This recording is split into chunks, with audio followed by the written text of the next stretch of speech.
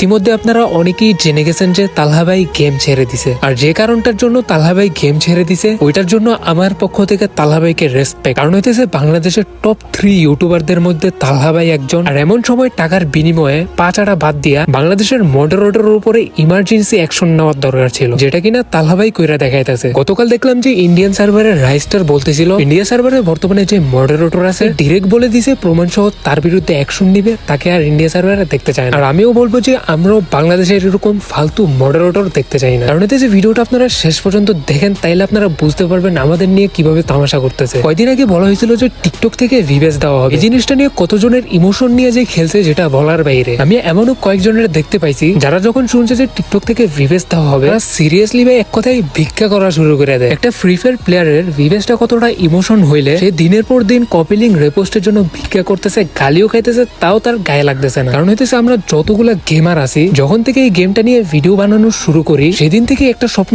দেখা ফেলি যেভাবেই হোক আমিও যেন একদিন ভিভেস পাই। এই স্বপ্নটা নিয়ে এখনো হাজার হাজার ফ্রি ফায়ার কন্টেন্ট ক্রিয়েটররা ভিডিও আপলোড করে যেতেছে কিন্তু তাদেরকে কোনো রেসপন্সই করতেছে। হইতেছে আমাদের বাংলাদেশের মডারেটরদের অবস্থা। আমি উদাহরণস্বরূপ যদি আপনাকে পাবজির কথা বলি, আমি যদি এখন চাই এখনই আমি পাবজির পার্টনার প্রোগ্রামে ঢুকতে পারি। এমনকি আপনারা যারা আমার ভিডিও দেখতেছেন আপনারাও ইজিলি পার্টনার প্রোগ্রামে ঢুকে চাইতে পারবেন। এই জিনিসটা নিয়ে আমরা ফ্রি ফায়ার প্লেয়াররা বছরের পর বছর স্বপ্ন দেখা যায়, সেই জিনিসটা নিয়ে অন্যান্য গেমসরা আপনাকে কতটা ফাস্ট রেসপন্স করবে আপনার ভাবারও বাইরে। আমার বর্তমানে টিকটকের যে ভিউটা আছে আমি যদি আদার্স কোনো গেম রে দিতাম, সেটা নোভা লেজেন্ড হোক কিংবা পাবজি, তারা আমার ব্যাচ সহ লাখ লাখ টাকা পেমেন্ট করতো। এখন আপনারাই বলেন আমরা ক্রিয়েটররা কেন খেলবো এই গেম, যে গেমটা কিনা শুনতে পেলাম 10 সেকেন্ডও সময় দেয় না। আরেকটা জিনিস শুনতে পেলাম ভিভেস পার্টনার প্রোগ্রামের প্লেয়ার গুলা নাকি পার্টনার প্রোগ্রাম নিয়ে সিন্ডিকেট করতেছে যেন নিউ ক্রিয়েটরদের পার্টনার প্রোগ্রামে না নেওয়া হয়। জিনিসটা কতটা সঠিক আমি জানি না। তো এখন আসি হ্যাকের ব্যাপারটা নিয়ে। আমি নর্মালি ভাবে আপনাদেরকে একটা গোপন তথ্য বুঝাই দিই। আমাদের বাংলাদেশের যে নেতাগুলো আছে তাদের যদি আমরা মাসের পর মাস বছরের পর বছর টাকা খাওয়াই আর এই বিনিময়ে যদি আমরা বাংলাদেশে হাজারটাও আকাম করে ফেলি, আমাদের কোনো দোষও হবে না, আমাদের বিরুদ্ধে কোনো অ্যাকশনও হবে।